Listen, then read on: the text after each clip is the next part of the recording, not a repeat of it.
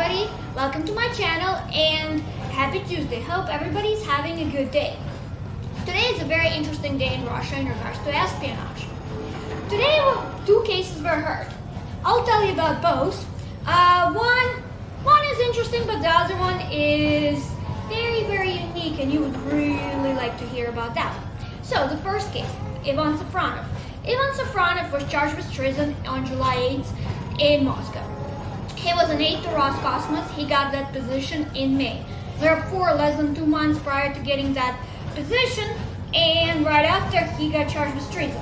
So, as you know, everybody's vetted very seriously, especially to work for government corporation like Roscosmos. And Rogozin is the one who sent him an invitation.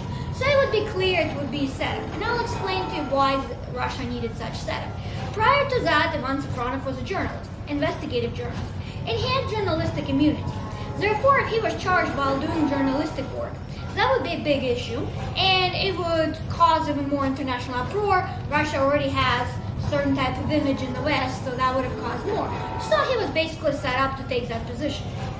Nevertheless, so what is it that he's bothering Kremlin so much? Last year, he did an investigative piece in regards to Russia selling defense equipment to Egypt, specifically S-335 model.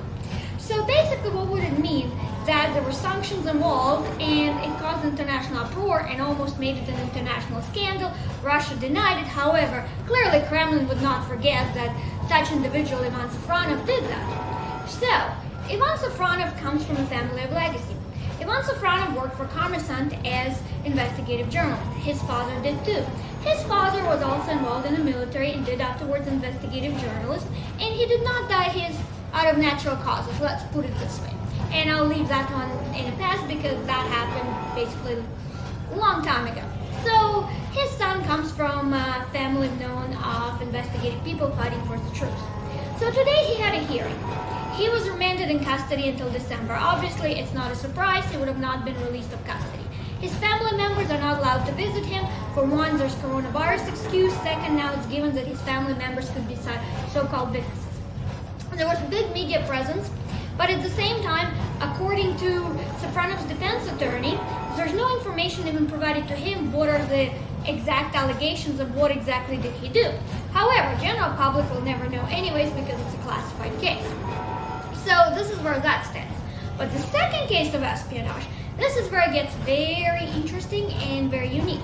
So, Sergei Chizh, known as a Russian blogger, his uniqueness was that he was showing underground bunkers and urban lost Soviet era facilities, etc. He gained over 800,000 followers on YouTube, so he was quite prominent and had his following. I've never personally watched any of his videos prior and was not familiar with him, but this is where it gets very interesting. So he's charged with treason in regards to trying to pass information, something to do with Metro 2 to Ukraine. So this is where it does not make sense, or does it? Well, as far as the Ukraine part, it does not make sense. But I will explain about Metro 2 in detail, and then you can decide for yourself, and hopefully maybe somebody has their opinions or even more information. I would love to hear everybody's views on this, especially from intelligence community. So, number one, what is Metro 2? Moscow has a large subway system with many lines. Metro 2 is clearly would mean an alternate subway line. So it started in 1937 by yours truly, dictator Stalin. So Joseph Stalin started working on that project because he was concerned, and rightfully so. At the time, there was looming of Germany, World War II, Weimar, then it went back. Like there's a lot of different changes happening right after Russian Revolution again. So after 1917, so Europe has been in certain turmoil, and there was a lot of change of power and a lot of things happening as we are aware. So everybody knows Ribbentrop Pact, etc. But I'm not going to get into that. Let's get back to Metro 2 specifically. So the line was supposed to be 25 kilometers.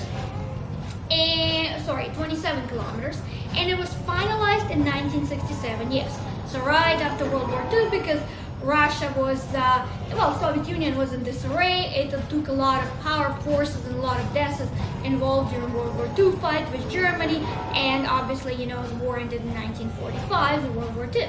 So Russia finally, Soviet Union was able to complete it in 1967. So it was 27 kilometers long, and it ran pretty much north. So then there was also line 2. Line 2 and line 3 kind of intertwined projects that were both completed in 1987. Line 2 had 60 kilometers, which is one of the longest underground lines. It also used tubes, and the tunnels had tubes, and you were able to transport and fairly quickly leave the area near the Kremlin. There's certain areas and gates and the different exits and entrances where you could actually intertwine with a regular Russian subway line, which is used by civilians and everybody else. Like I said, it's quite extensive. So that's a big. And then 1991 happened. Soviet Union collapses.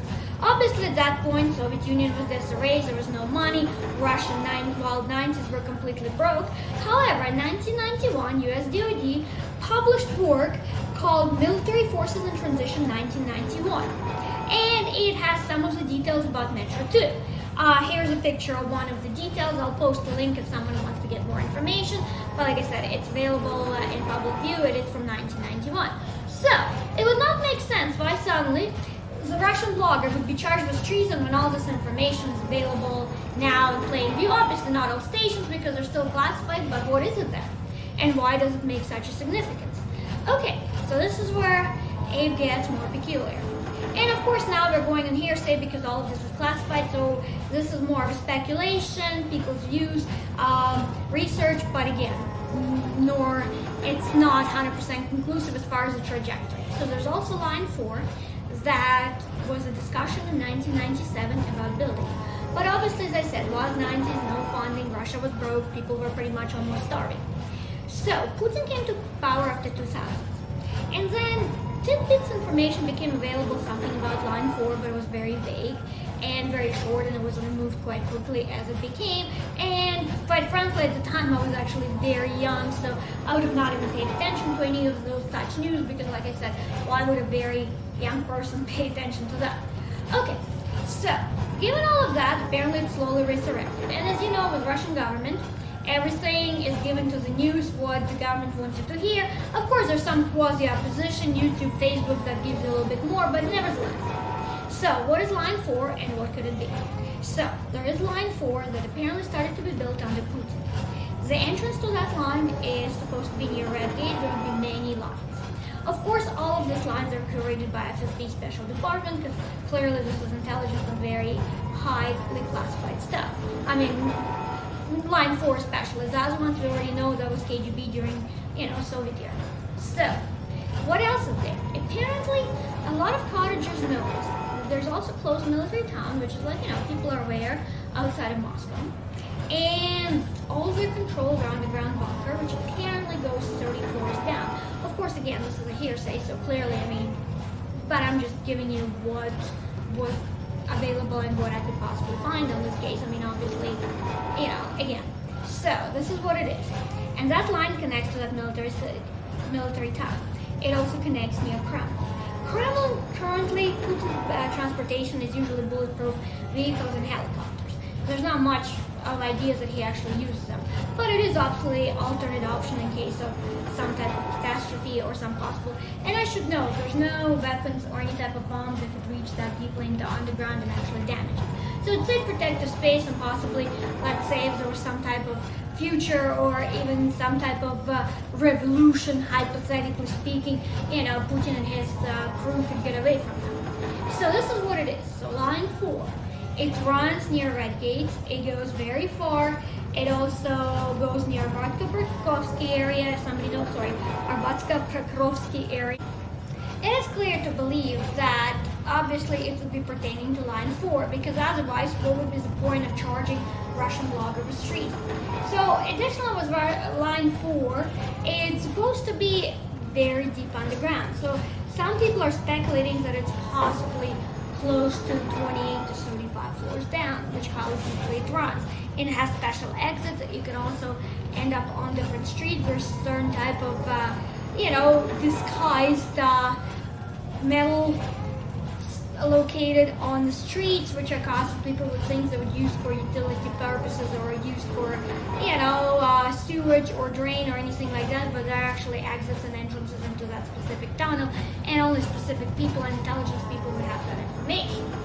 So clearly number 4 was built, and in one way, by charging cheers Russia tipped its hand with that. Because like I said, why would anybody charge somebody with treason, especially passing it to Ukraine out of all places, when it pertains to the old tunnels that were already known, and clearly DoD did their homework, and intelligence community, so there's a lot that's already known about them. So why would that be? Yeah, of course there might be minuscule details, and obviously certain details would be avoided. Can't know everything because I'm sure they haven't been underground there, but nevertheless. And also there's claims that line 1 is completely non-functioning anymore, and it has been pretty much discontinued, and there was like a fresh layer of ground that was put there to completely close it off, so people could not accidentally get in underground using those entrances and exits. So, like I said, line 4 remains. So when was line 4 completed? Highly likely, it does not take overnight to complete, and Russia moves slow too. So more than likely it would have been completed around 2014, 2015. So if it started somewhere in beginning of 2000, let's say, it would take 10 to 15 years to complete. So maybe even 2018, so it must be brand new period. So with that, somehow, that doing his research and homework, the Russian blogger stumbled into that, and even though it might have not shown, obviously, he was about to show it on YouTube or anything like that, and he encountered into such situation. I mean, could it be it? But I mean, would somebody be that foolish? But then again, when somebody is really driven, that could be it. Or he uncovered parts and pieces that could be detrimental to Russia. So clearly that would be it too. But again, we'll never hear about that case as far as classified information pertaining to this case. So again, it will just continue. His court case will continue too, because obviously he's remanded in custody. So that gives us a lot of different situations and different scenarios. So what does intelligence community think? Please click like, please subscribe to my channel. I will also leave an article I wrote about Ivan Safronov in July underneath this video. I'll also leave the link in regards to DoD, in regards to the Military Forces Transition 1991 publication. And if anybody wants to discuss it, please post comments. We'd love to have a discussion about this. What does everybody think again? Thanks again for watching. Have a good day, everybody.